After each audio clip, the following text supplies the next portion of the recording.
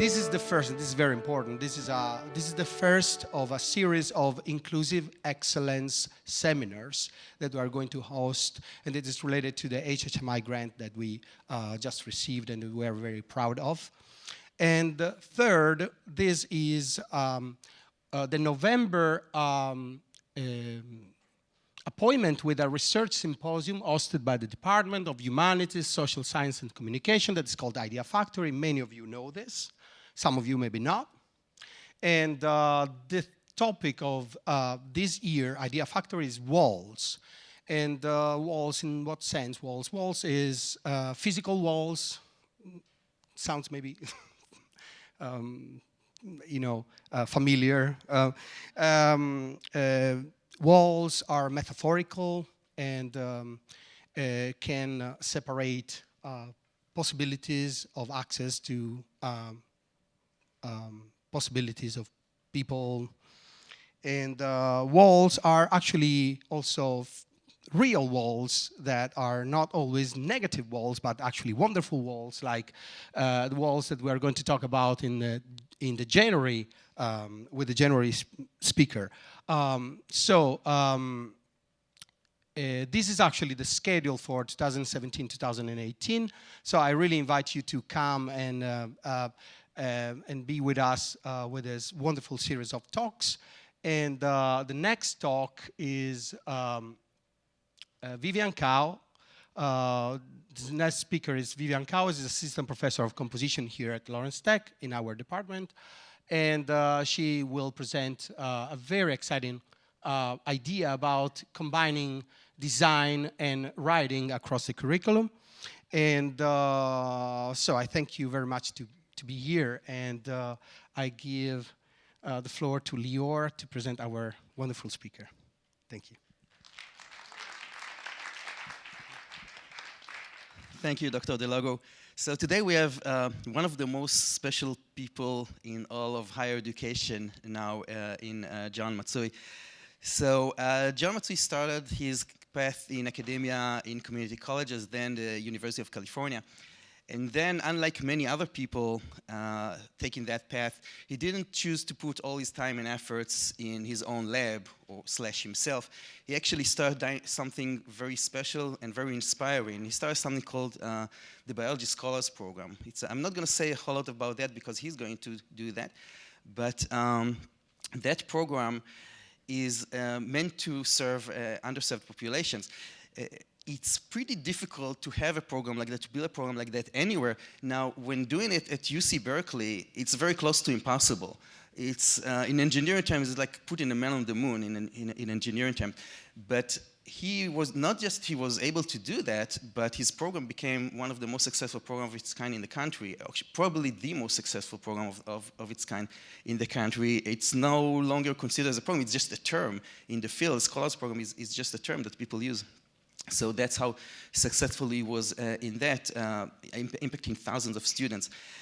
But John also has special meaning to Lawrence Tech and to me personally, because he was our institutional coach. He was the institutional coach of Lawrence Tech when we took part in the Teaching to Increase Diversity and Equity in STEM program. And during that time, he did everything he could to help us to get through that process. It's not necessarily an easy process, but with his help, we went through it.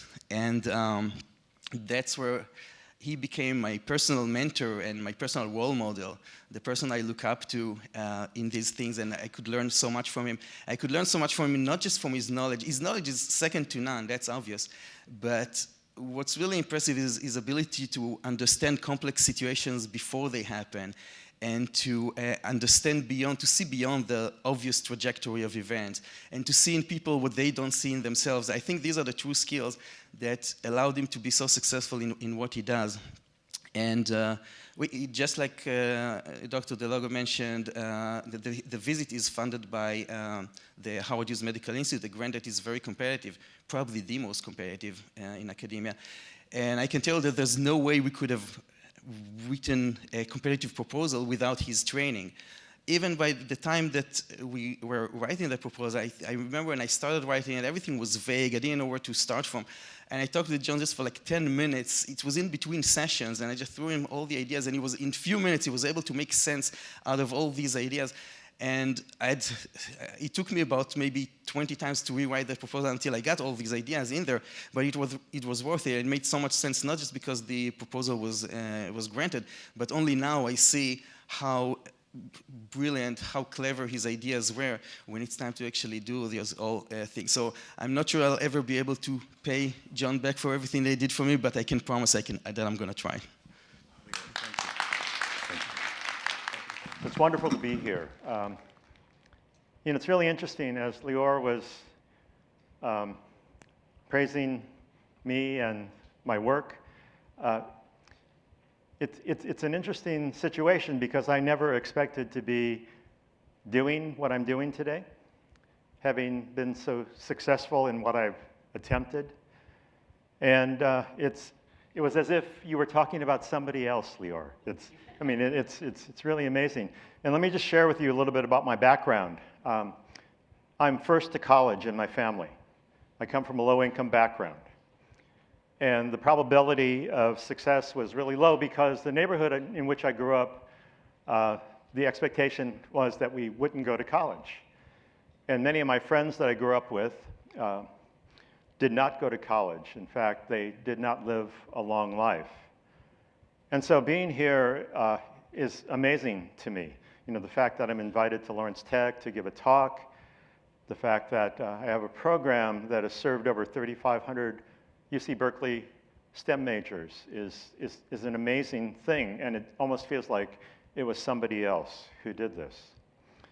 And I think one of the things that really has emerged for me is when I take a look at where BSP, the Biology Scholars Program, has come from. There's a phrase that rises to the top, and that phrase is, professional is personal. That is, the choices we make and what we commit ourselves to comes from a very personal place.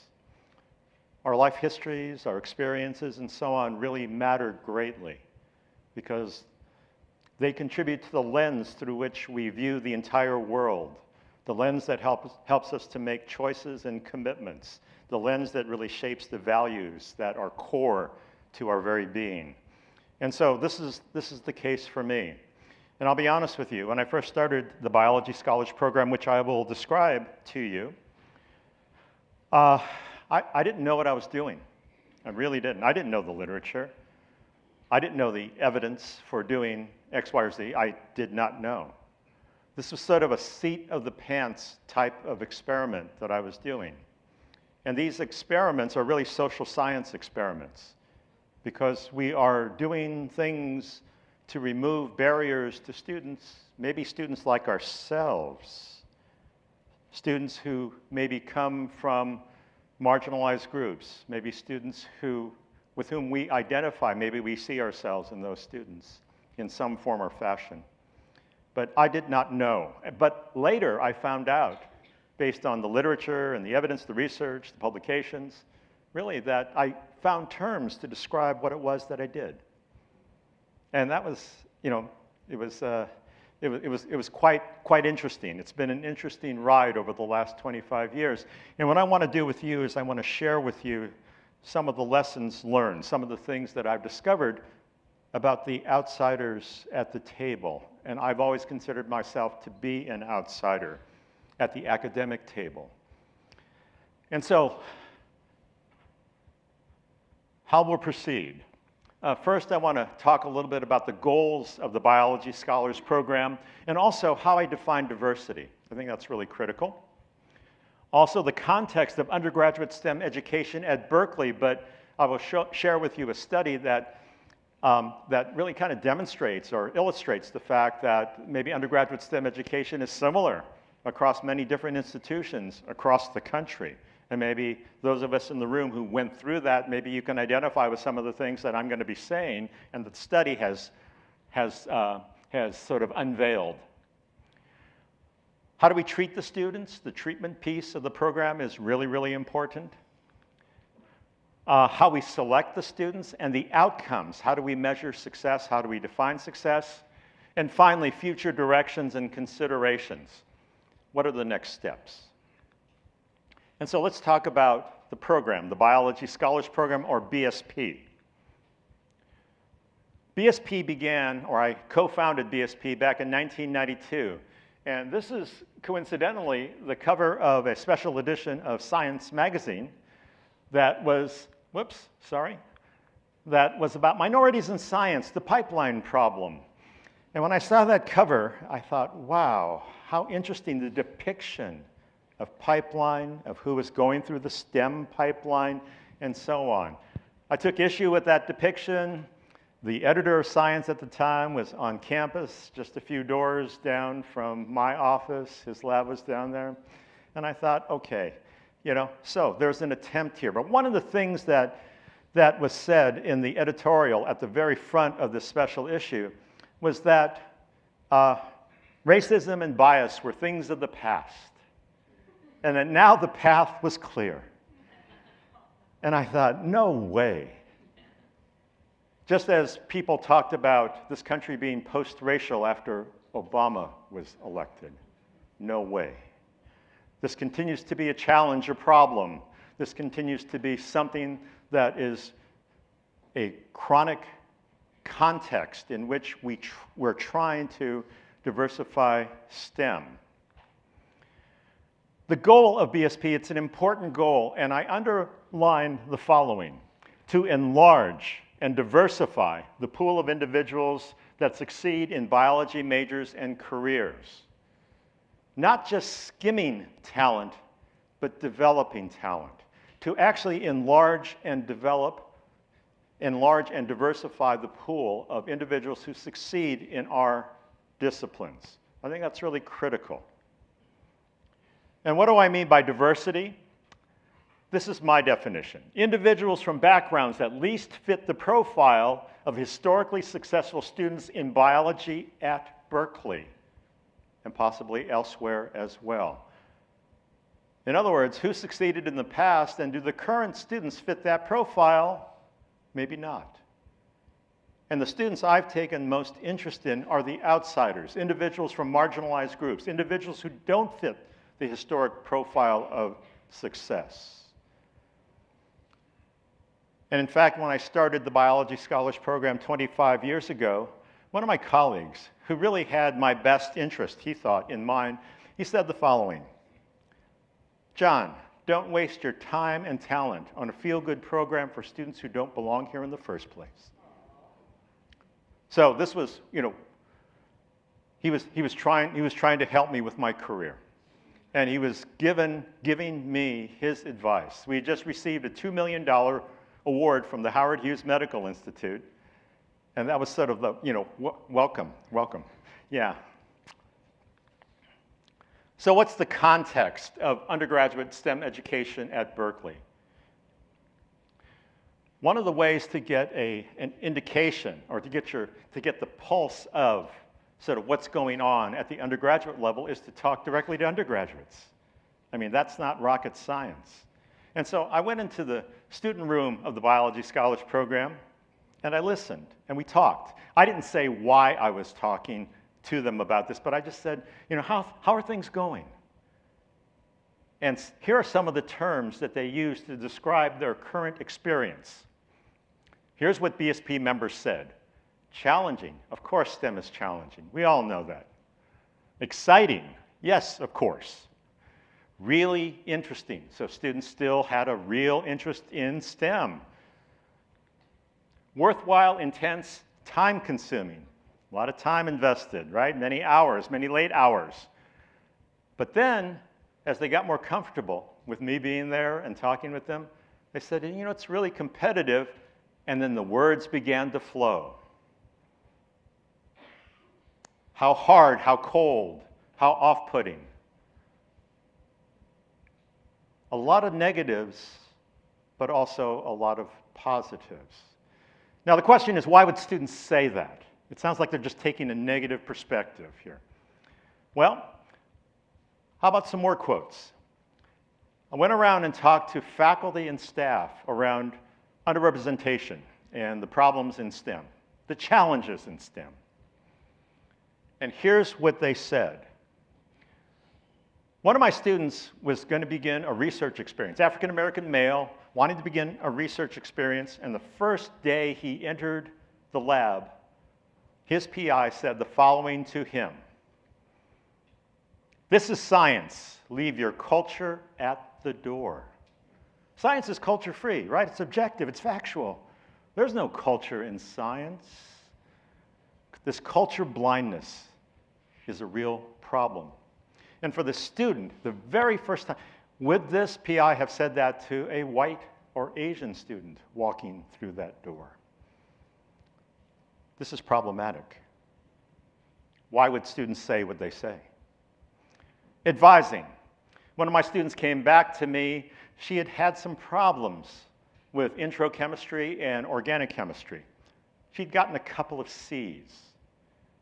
And I knew that student's story, and she knew that I knew, but here's what an advisor said to her when her transcripts came up on the screen.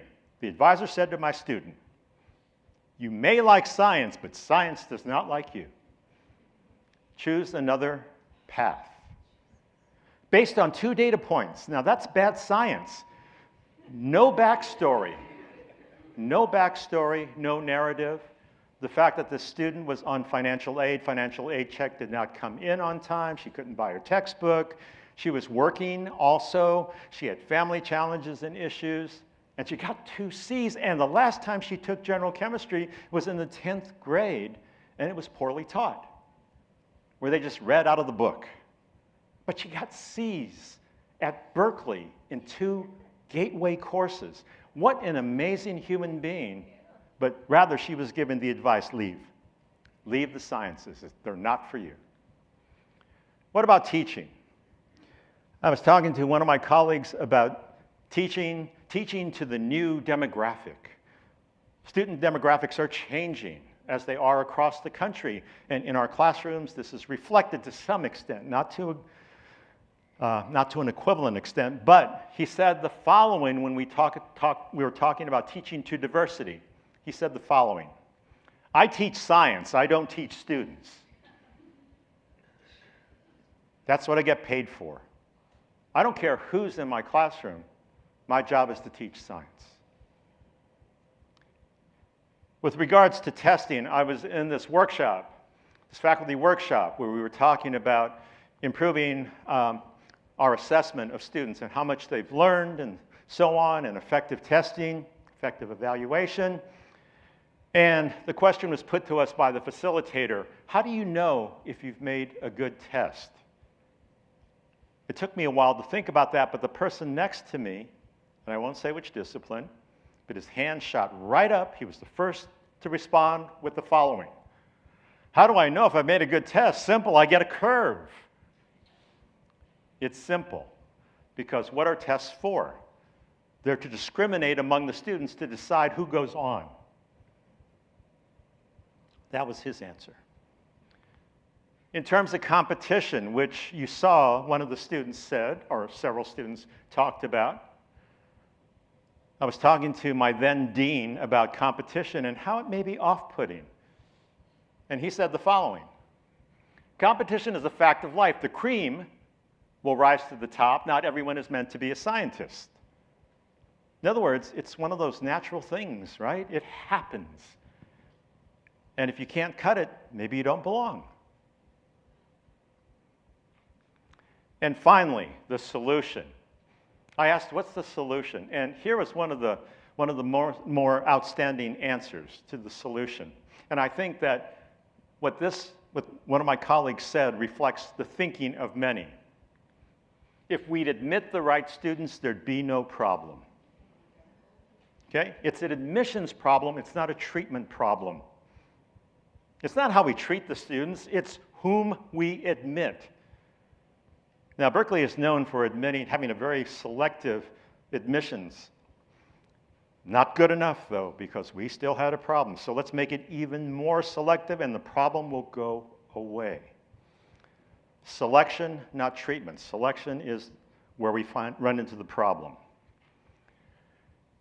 And this depiction right here of all of this that I've been talking about, there's this publication on campus that kind of captured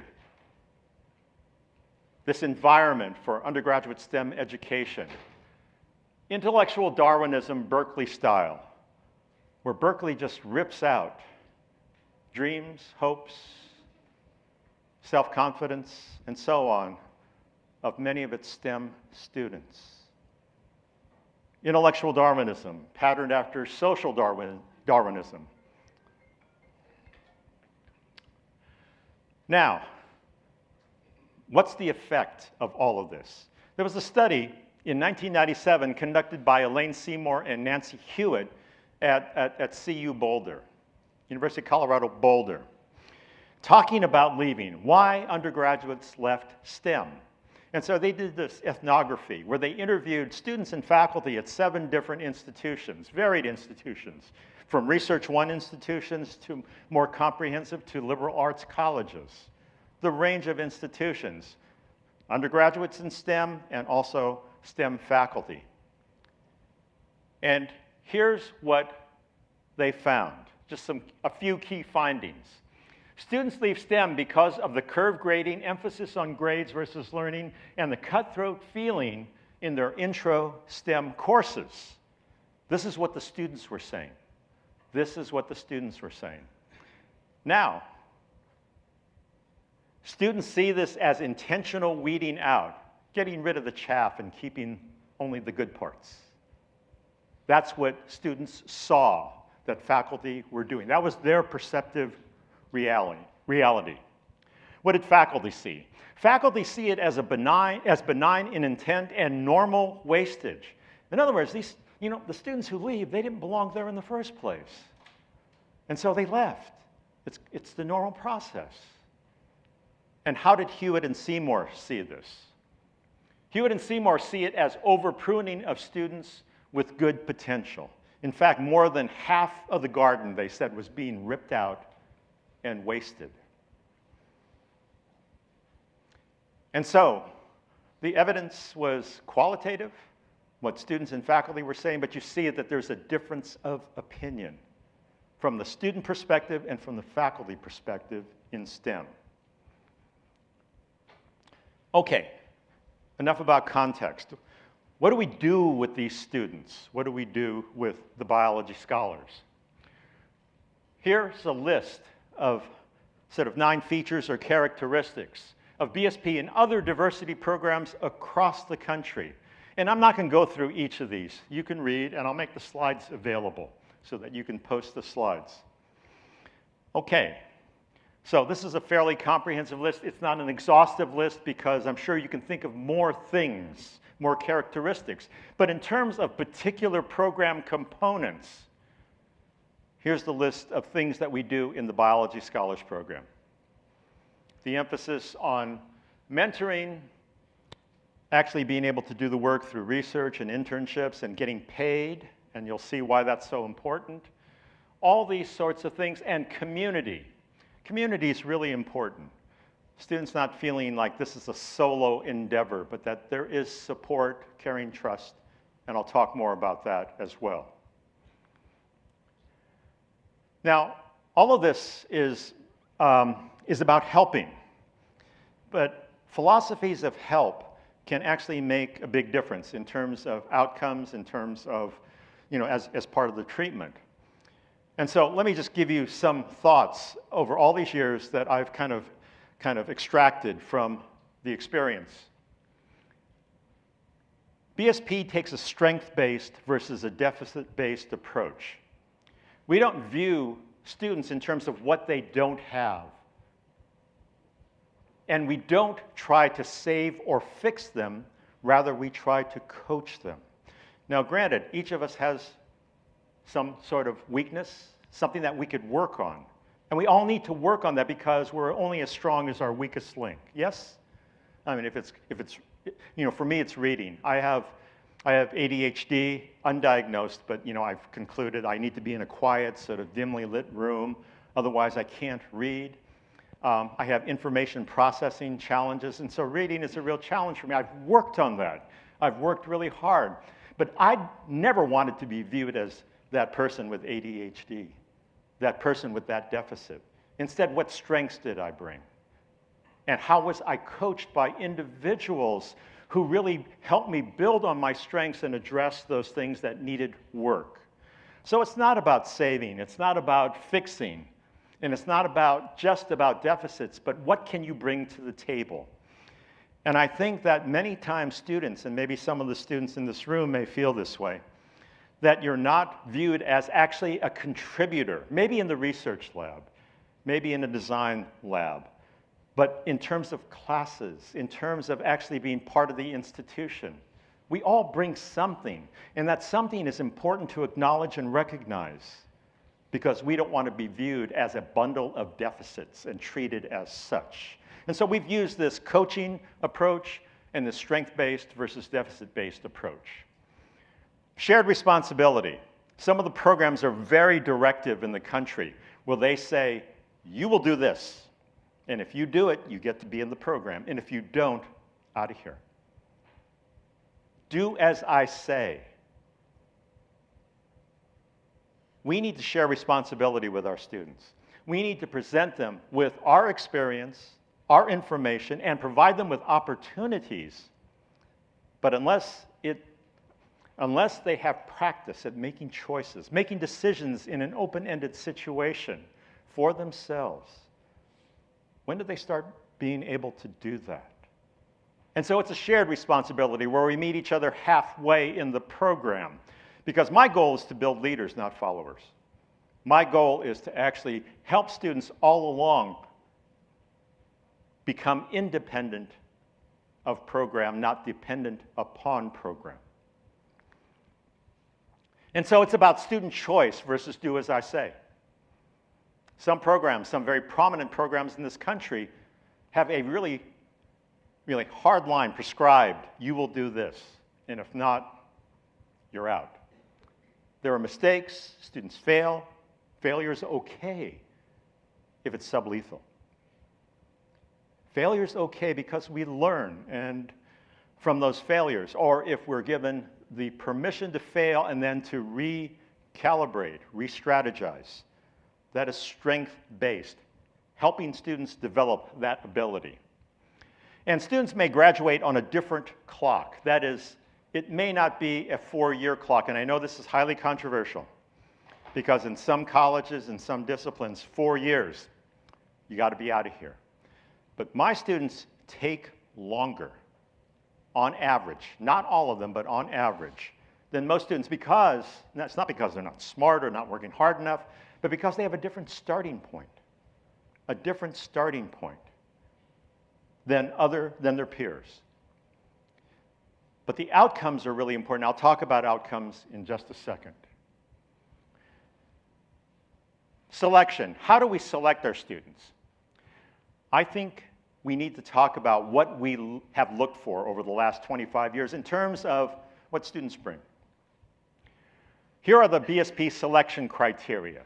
Distance traveled. Where were they in high school? How far have they traveled to be here? I don't mean geographically, but in terms of their development to actually be a Berkeley student. Distance traveled. How many barriers, challenges, setbacks have they experienced? And this isn't a deficit model. This is taking into consideration what they had to do to be a student at Berkeley. The distance they've traveled. Passion for science, of course. Why be in the biology scholars program if you hate science, if you don't want to do science? Demonstrated commitment to service. This is a real critical point. We have about 400 students at any given time in the program, and I have 5 staff members. Students are the best resources for one another, and if students aren't committed to helping one another, how can we get the job done? How can we get the job done? And so there needs to be a demonstrated commitment to service, and service can be going home after school in high school and making dinner for your family because mom and dad are working 2 jobs. Okay? That is a commitment to service. That is a real-life commitment to service. Many of my students have not had the opportunity in high school to do the traditional, to volunteer at the food bank, to do this, to do that, because they have their own life challenges where they've had to step up and assume adult roles in many instances. There is no SAT or high school GPA threshold. We look for potential to succeed versus success to date. A number of the students that I take, not as freshmen, but maybe as sophomores, come in on academic probation, and they realize they need BSP. They've heard about BSP. And they come in, and I don't say, no, you're on academic probation, wait until you get off. Show to me that if I see the potential, if I see the commitment to service, the passion for science, they're in the program. So what are some alternative predictors of success? Resilience. Students being able to bounce back in face of challenges. Persistence, their ability to pick themselves up and continue on to their expressed goal. Authenticity, if they could be real. Our interviews that we have an online application, we screen for those, we get a subset, and then we do an in-person interview. Authenticity, how authentic are you? A number of students, they feel like they have to say what we want to hear. And that's not what I want to hear. I want to hear what they really are thinking, what they really have experienced. Willingness to give and seek help, that's really, really critical, and it's especially challenging for the males. And so about 70% of our students are women. And that's been a problem over the last 25 years. Not that I have anything against women, but where are the males? And what do we do to bring the males in and have them also provide them with the opportunity to have the success that you're about to see? And the ability to regroup in the face of failure, really critical. Really critical in science, really critical in life. And so, with all of those selection criteria over the last 25 years, but actually, we took a subset, cohorts of entering freshmen during the years of 2002 to 2008, who are intended biology or biomedical sciences majors. We compared all intended bio majors with BSP participants, and here's what we in BSP selected for. Bad sentence, but you understand. We over-select for women, right? About 70% women versus 65% being in the larger freshman pool. About 60% underrepresented minorities versus 8% in the larger pool. First gen, about 70% first gen students. API, that stands for Academic Performance Index. API high schools on a scale of 1 to 10, 10 being the best. That is, students who come from high schools who are well-resourced, they have well-trained teachers and so on. 52% of my students come from the bottom half of high schools, scores 1 through 5. So they don't come from the most well-resourced, some of the best high schools. Weighted GPA, my students tend to come in with lower GPAs than freshmen at large. And look at this math SAT. Math SAT 200 to 600. Our students in BSP come in with scores that are more than 100 points lower than intended bio majors at large.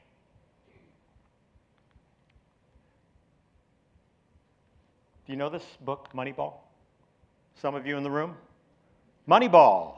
It's about the Oakland A's and the general manager, Billy Beane, right?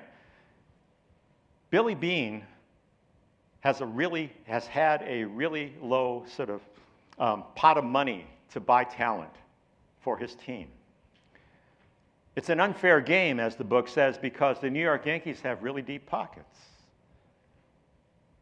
Billy Beane came up with a method, sabermetrics, to really look at other aspects of undervalued ball players with potential, but nobody else wanted because they didn't hit that many home runs, they may have not run so fast, all those standard sorts of things. Maybe they struck out a lot. But he found, through sabermetrics, a formula that allowed him to select low-cost, undervalued players that he developed through treatment into the talent that the New York Yankees eventually stole from him. And he had more wins per dollar than any team in Major League Baseball. And there's a movie out, Moneyball. Brad Pitt stars as Billy Beane.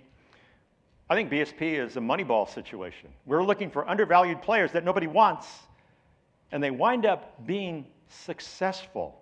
How successful? Let's take a look at outcomes.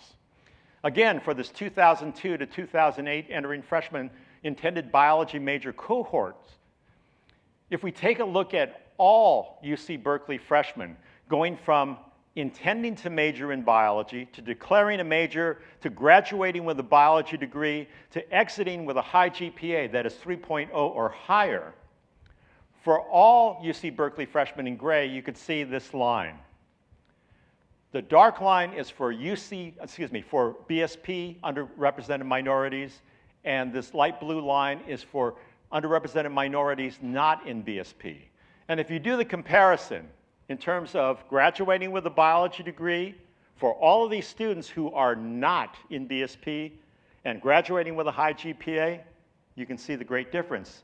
But take a look at what BSP students have accomplished, at least for those cohorts. So we've managed to narrow the gap between bio majors at large and underrepresented minorities in BSP who come in with lower scores, less well prepared to meet the expectation of the university. But beyond that, if you want, well, we'll talk about this when I do Q&A. Here are some takeaway messages.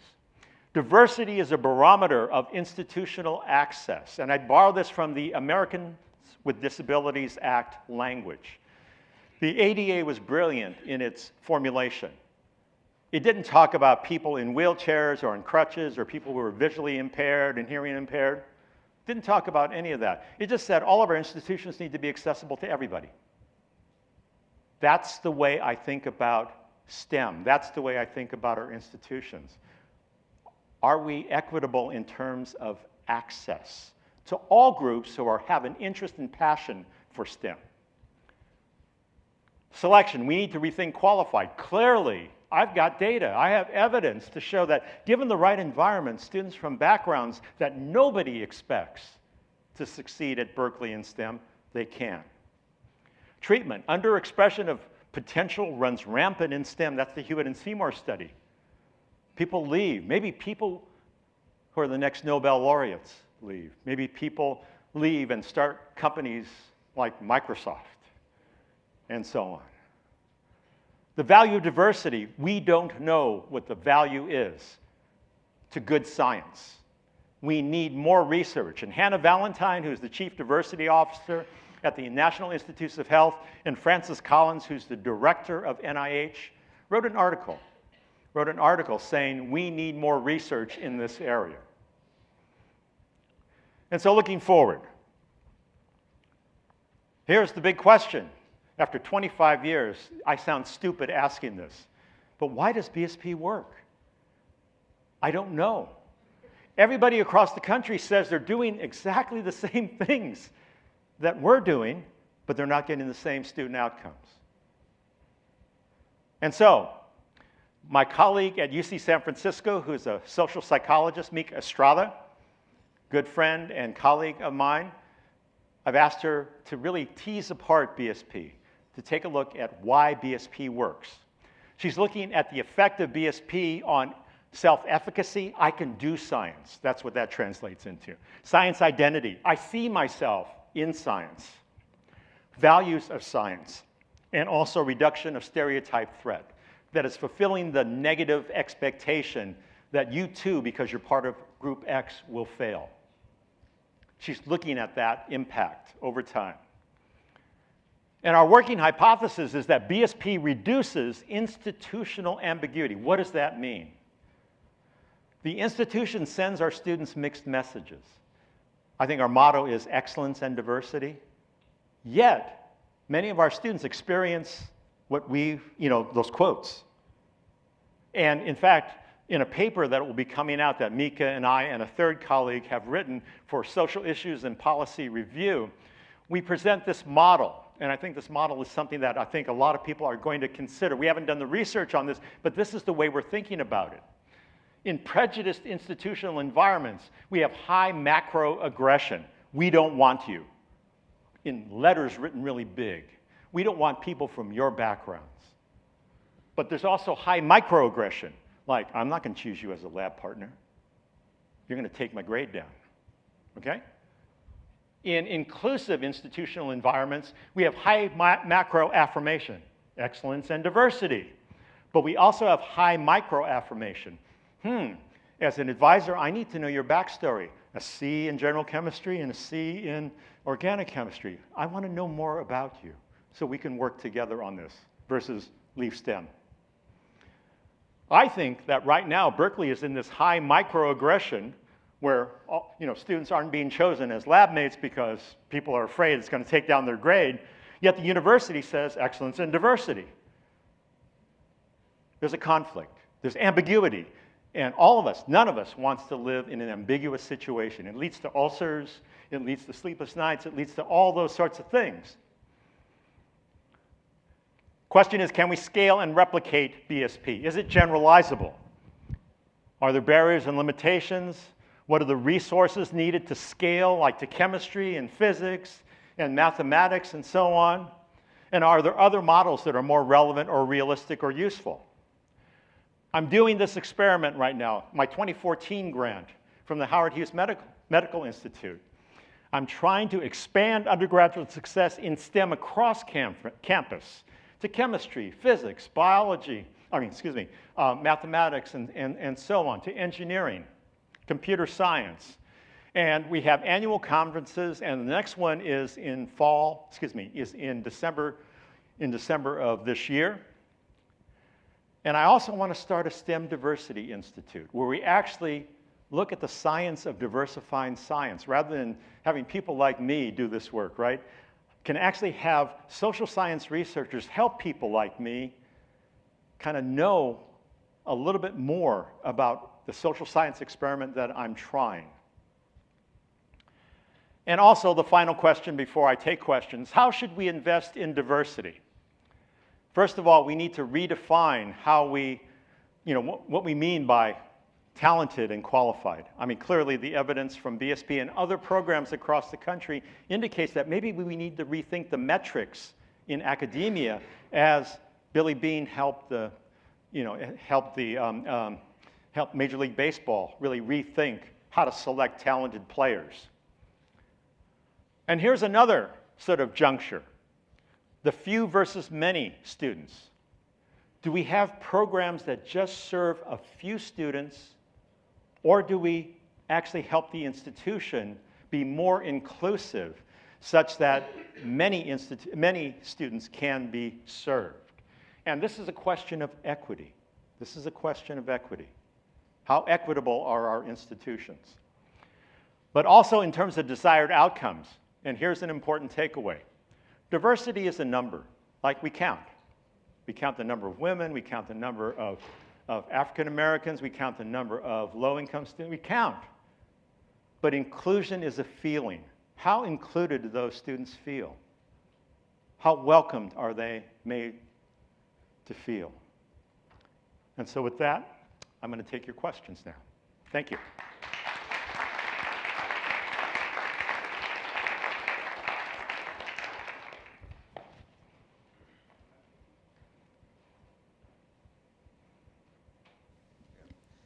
Hi, thanks for your talk. I have a comment and a question. Yes, please. I'll do the comment, and the comment was about, you asked why this works at Berkeley and why it doesn't work at other places. And what I wonder is, you're still making selections, right? You're still playing Moneyball, as you say. Yes, I am. And not all places have the ability to even fill their team, right? So I wonder if you were to take randomly sample the people that want to come to Berkeley and pick them and see how well they do in your program.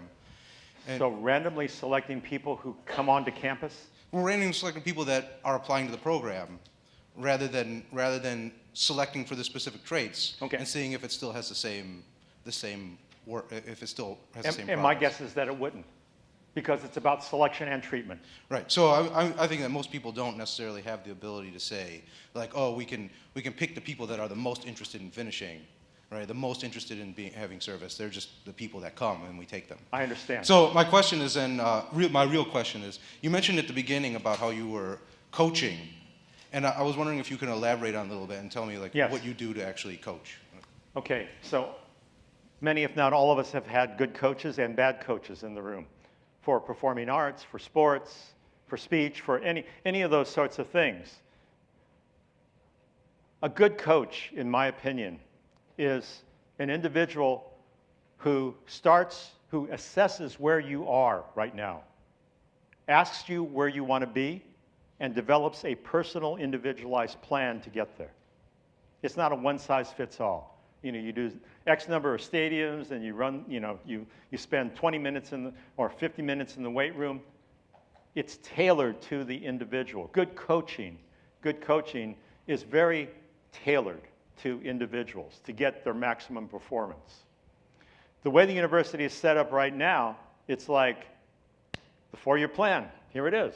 First semester, second semester, and so on. It's like one size fits all. And so it's equal, but is it equitable? That's the question. And let's invoke fairness. Is it really fair? Some people may take longer, but if we want to develop versus simply mine or skim talent, we need to coach. We need to develop these individualized plans. And so we have and that's why I talked about scaling up and the feasibility. I have the luxury of program.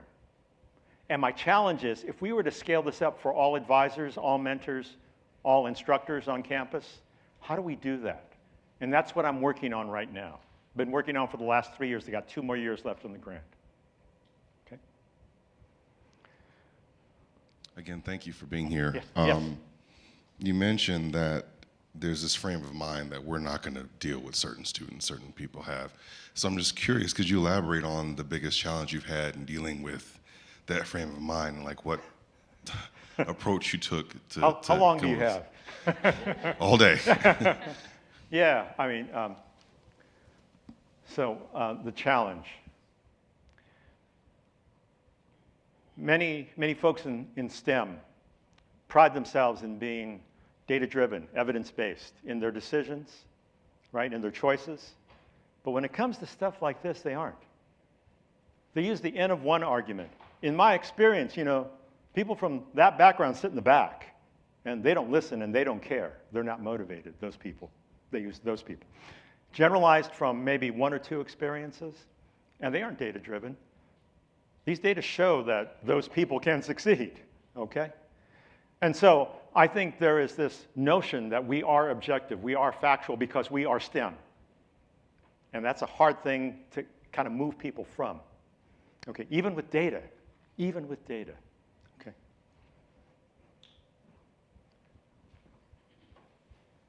Oh, I don't know that I need a microphone. Hi. Yes, thank you. You're welcome. I have many questions, but I want to follow up with what George asked, which is in looking at the scale of the other programs, Yes. how many of them are traditionally as high academically as Berkeley? In other words, what's the scale of the other universities in the country? How many have tried this program, and what types of schools are they? So there are 11 programs in the country that have said that they've modeled themselves after BSP. In fact, 3 are named Biology Scholars Program. One's at Cornell, one's at UT Austin. I don't know where the 3rd one is. So there are 11 programs in 8 states that have said that they've modeled their work. Other programs, we've been doing this work for about 40 years, okay? Affirmative action over the last 40 years, billions of dollars have been spent to diversify STEM. And so a lot of the programs, I mean, they're all over the place. They're in liberal arts, comprehensive, R1s, they're the full range. And what they're doing is they're doing the list that I showed you. But I have not seen the outcomes, and I'm pretty familiar with the research. Maybe they haven't published because they're so busy working with their students. That's another problem. It's bandwidth, right? Because our infrastructure is so underfunded, because I think that many of the funders don't realize how intensive, labor intensive these programs are. Not because the students are broken, but because life is happening in a big way for them. Yes. Exactly, but I'm thinking that you mentioned when you said, and I thought it was just a beautiful concept, diversity is numbers, inclusion is feeling. Yes. And I think it's that amorphous feeling, the things that data has so much difficulty with. Yes.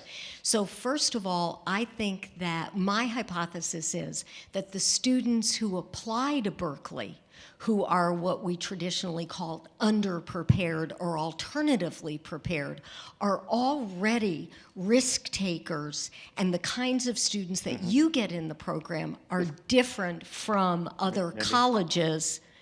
And that's that magical, amorphous thing that we can't quantify. And then there's the magic of leadership. Okay. Don't count yourself out of that formula. Thank you. Okay. And I understand. So risk takers. I think there are a lot of risk takers in higher ed. Risk takers who have families, who are working a full-time job and are going to community college nights and spending 6 years, to try and transfer. I think those are risk takers. There are many there's probably some risk takers in the room here among the students and even among the faculty and staff. Many of us have taken risks of being different, of being criticized for, like, when are you going to get married, when are you going to get a job, when are you going to get all those sorts of things. So maybe some of the people kind of recognize a little bit of that. Like, how much more school are you going to do? Like, get out there, earn some money. We're depending upon you. So I don't know, and I don't know if studies have been done on risk-taking, and maybe that's one of the things we should be doing with the BSP students versus the comparison group, students outside of the program, and you saw the graphs, right? Maybe I'm selecting for risk-taking. Maybe I'm selecting for willingness to commit. Maybe I'm selecting for something else. Clearly, I'm selecting for something, but I don't know. I can make the list, but I don't know if that list is really their reality or it's just my sort of fantasy. Okay? Any questions from the students in the room? Any questions? I want to give you guys voice too, because I've been talking about you or talking about your peers. Thank you. Thank you. Thank you for speaking up. Any other students? Please. I just have a comment for what they're saying. Yeah. For like risk taking, I mean, your audience is the like low class, not low class, but like students who are having a hard time getting in. And I'm first generation for going to college, so I understand like your audience. So I don't think there needs to be a risk to like get a different audience. I think what you're doing is your audience is towards a specific group. So I think it's a good idea. You think it's a good idea? Yeah. So that means a lot to me that you're saying that. That means a lot to me. Thank you. You're welcome. Any other students? No. You're not a student. You were once a student. So I guess Munzer, please.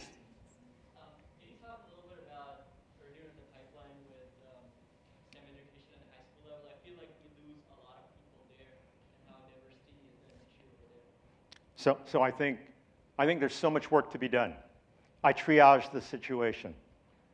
I had, a couple $1 million or $1.5 million, my current grant from HHMI.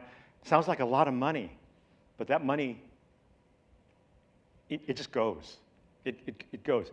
And so I chose to focus on a few and do the experiment. This is my laboratory.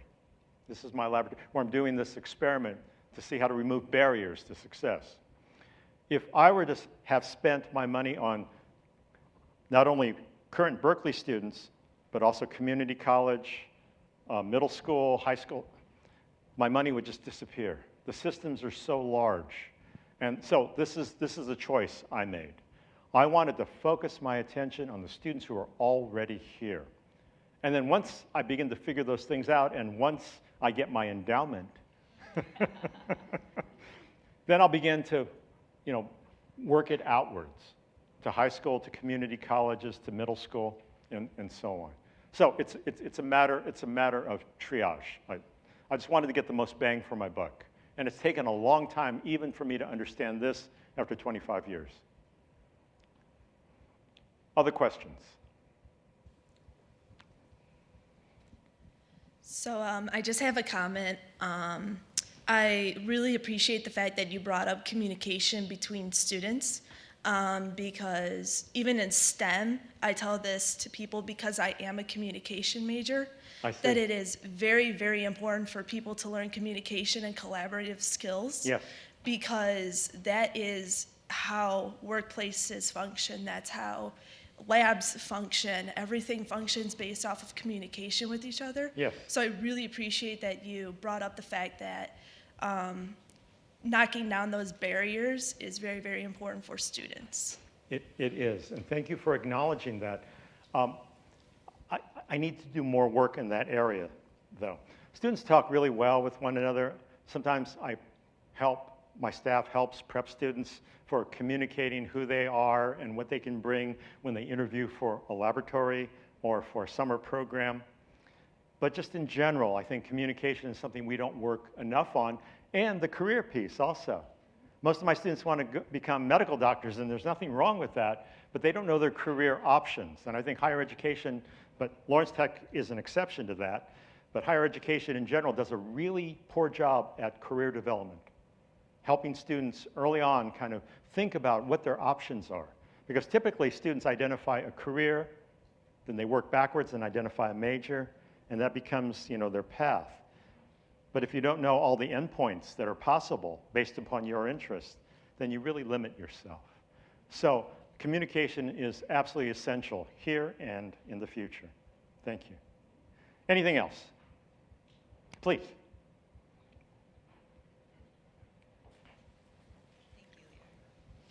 Thank you so much for being here. You're welcome. I have a question about remedial courses. Yes. And the role that remedial or developmental courses play in your program. With so many students coming in underprepared, yes. Do you find that you need to spend a lot of time or build into the program many different levels of remediation? Or do you kind of put them all, in college level courses immediately? How does that work? As somebody who works with a lot of developmental writers in yes. the writing program here, I'm always curious to know about placement levels yes. and about how that impacts both the program as well as the students themselves. Yes. Because often students, when they land in these classes, they feel Yes. That it puts a particular label on them. Yes. So how does it work in your program, and then how do you explain that yes. To the students themselves? So it's a great question. How students start off really affects their trajectory, that first semester. In terms of identity, sense of efficacy, all those sorts of things. Students also want to be normal. They want to be normal Berkeley students. They don't want to be out of step or fall behind and not be at the same point with their cohort, because there's a stigma attached to that.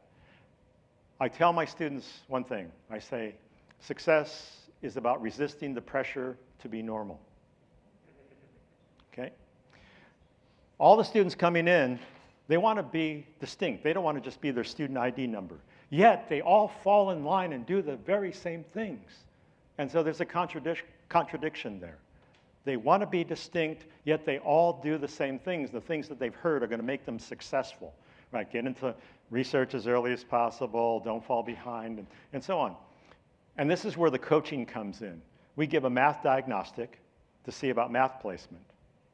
The university does a reading and composition placement.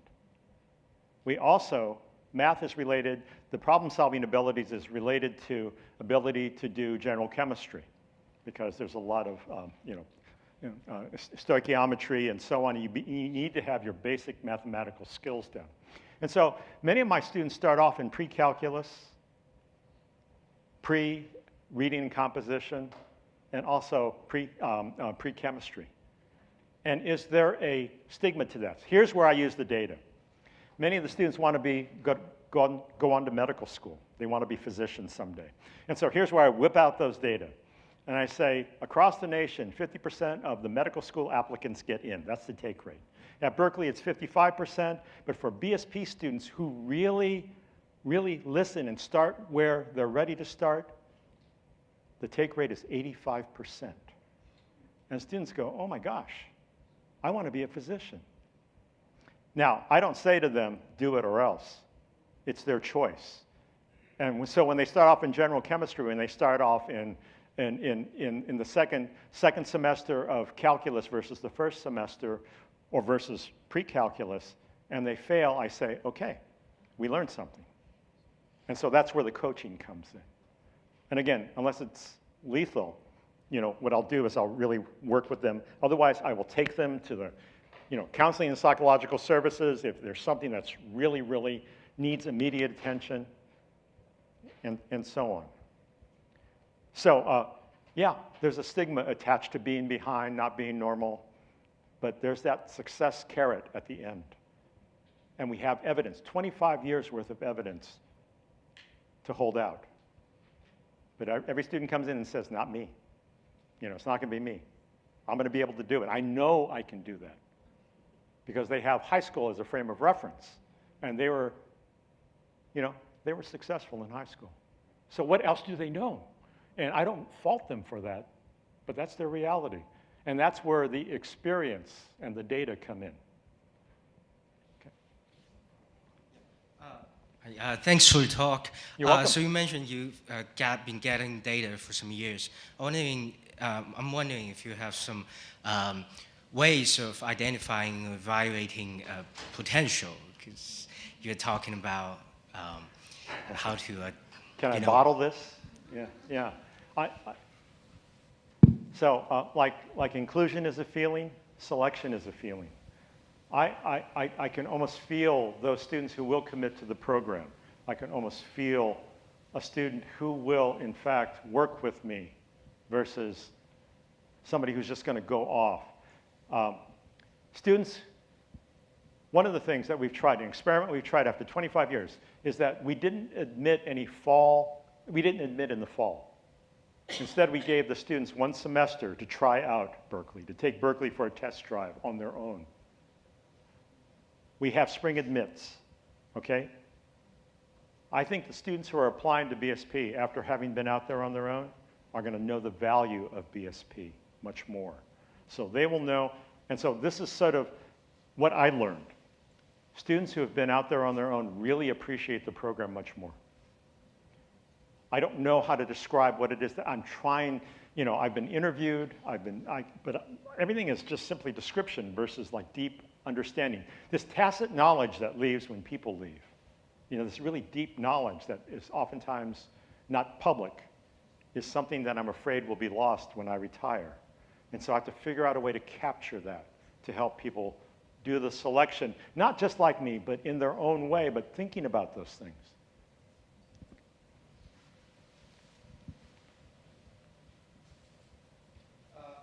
I have a provocative question. Okay. How unusual, Franco?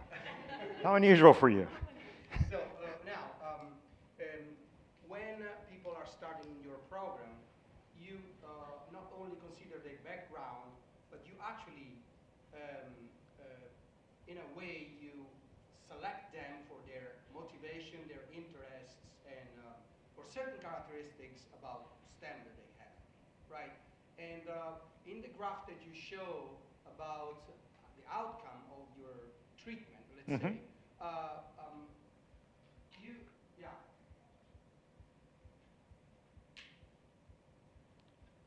So here, you distinguish between three groups. The two lower groups are Represented minorities, DPS, and the underrepresented minority non-DPS. Right? Yes. Now, this is the provocation. What about if the difference is in the selection? Because Yes. The lower group was not selected to be part of the treatment. So maybe there is no effective treatment as the selection. I agree. So is it selection or treatment or both? How much of each? I mean, these are the questions. And these are the questions that I don't know the answers for. I don't. And that's why we need to do the social science research. Good point. Please. Well, I'd just like to add to that, because I'm part of this group that you're speaking of. Okay. I'm 32 and I'm a sophomore. Okay. And I would dare say that when someone is motivated and they're encouraged, that allows them to maintain. I'm sorry. Should I start over? I would just say I'm a part of the group that you're speaking of. I'm 32 and I'm a sophomore. And I would dare say that if someone is motivated and interested and has a passion for science and they're in an environment when they're, when they're encouraged, that makes all the difference in the world. Yes. Because I can't tell you how many times I've been tempted to quit. Yes. It's just, whether it be family problems, not having money to get, do I put gas in my car, do I eat food, just. Yeah. So having that environment really is crucial, even if, but yeah, that's it. So. Yes. And so, so who knows if I would have chosen you for the program? Who knows if you would have applied for the program? Who knows? I don't, and I need to tease all of this apart, and I agree with you. We try to provide an environment that's unambiguous. This, we shout it loud, and we say, you matter. You bring things to science. You will make a difference in science, no matter how you choose to express that. We will support you. You will make mistakes, but we'll be here for you. Please be authentic with us. We will be authentic with you. And that would be the relationship. And so for many programs, or a number of programs, the interaction is transactional. It's like, you want something, here it is, bye. This is relational. It's about building that relationship. And still some of my students, I just had one of my students, she got a faculty position at UC San Francisco in the School of Medicine. She's on faculty now, and it's really wonderful. I've kept track of her all these years. Others are another student is doing research in South Africa. She has her own lab, and she's studying I can't think of it. It's embarrassing. Anyway, she's doing science. Okay. I know her name. Her name is Elisa. Please, Verinda. I have a very broad question. I need your input because you're the right person to ask. Thank you. Having been in this country for about 44 years now, I have seen that the most critical decision in the country at many levels of government, social structure and all, are based on non-scientific opinions. No. And I think those of us who are in education business Yes. have some responsibility to have a national revolution in that the Yes. science is ingrained in our system. The people have rational views about who they elect, why they elect, whether it's a headmaster of a school Yes. or a member of Congress. Yes.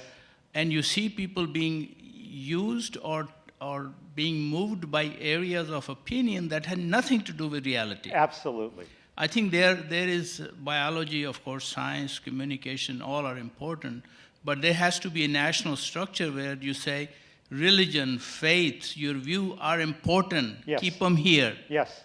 Here is the reason why they should be done on a scientific basis. I see.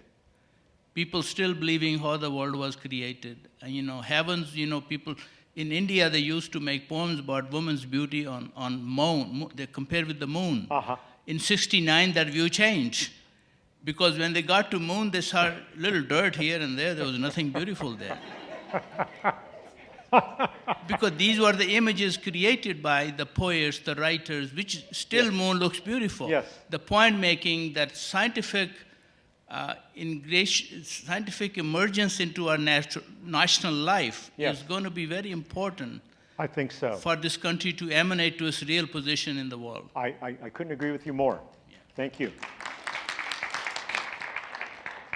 And okay, and we need to teach science differently because even some of our colleagues in departmental meetings make very unscientific statements and decisions. Okay, so I mean we're talking about the source of, And also, so I'm also teaching a course in the spring called the Public Engagement with Science, and looking at how my students can more effectively communicate what they're learning on campus with their families, with their underserved communities, and so on, so that they too, so there could be a multiplier effect. And I also believe that science and religion aren't incompatible. Francis Collins is a devout Christian, and he's the director of NIH and a Nobel laureate. He worked on the Human Genome Project. And so it's possible, and we need to look at how we can reconcile, how we can actually incorporate all the aspects of who we are. I think there is place for both of them. Yes, there is. The issue is when you mingle them. Yeah. Well, Collins apparently is able to work with it, and I don't know how he does that, you know? Yeah. Last question. I'll just end with a little ambivalence. When STEM figures this out, many of those excellent STEM students that you drive away come over to the English, history, and anthropology, and sociology. And we very much enjoy having them because part of my reaction to So are you thanking me now? And other colleagues in the room? my reaction to listening to this is we would never have that reaction if a washout chemistry student comes to my house. Like, we need you in sociology. Yes. We need you in history. Okay. But I want to ask about the politics of that word diversity. Yes.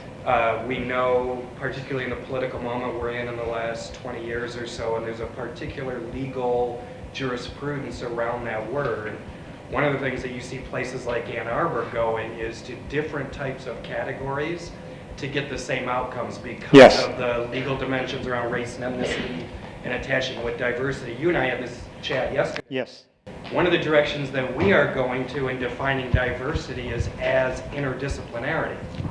Oh, I see. Because some of those racial and ethnic target audiences Yes. that you're searching for exist under different major codes. I see. Very, right? Thank you. And bringing them together with the STEM fields is a way of generating the kinds of diversity we want, but coming at it through categories. I see. We have our own share of the Trumpian politics on this campus. Right? Okay. And interdisciplinarity is a way of us describing bringing different constituencies of students together around common STEM research. Oh, interesting. Does that make sense? Yes, it does. Thank you. Follow-up to thinking about how the politicization of that word diversity is. I was in Ann Arbor in the 80s when all those pennants went up that said diversity, and I took my con law course, so I understood where that word came from. And then we've seen where the outcome has gone for the last 20 years. Got it. Some of us are very nervous about continuing that direction for that word diversity. Does that make sense? Language. We talk about class, we talk about geographic region, we talk about the API high school rankings. Okay, yes. And interdisciplinarity is another way I see. of thinking about diversity. Thank you. Sure. Thank you very much. But don't keep sending them away because we want them over in the, we want you guys in the humanities department. Yeah, let's keep up the good work. Hold our heads up, proud, yes. My question to you is, would it be a fair statement to say that part of your selection criteria is looking for people that are stronger in what I think the term is, the current going term is soft skills versus the hard skills, and developing, and another one of those kind of jingoistic kind of terms, developing the growth-based mindset. I see. Versus the fixed mindset. Maybe. That's a good question. And so the metacognitive or soft skills, I'm not sure if we're selecting more for that. I hadn't thought about that. So both of you have given me some things to think about, to bring back to our social psychologist who, I'll talk all of this over with. And I'm glad this is being videoed, right? Okay, so yeah, so I have a way to recall all of this. So thank you. I will think about that. Okay, thank you. Thank you all very much.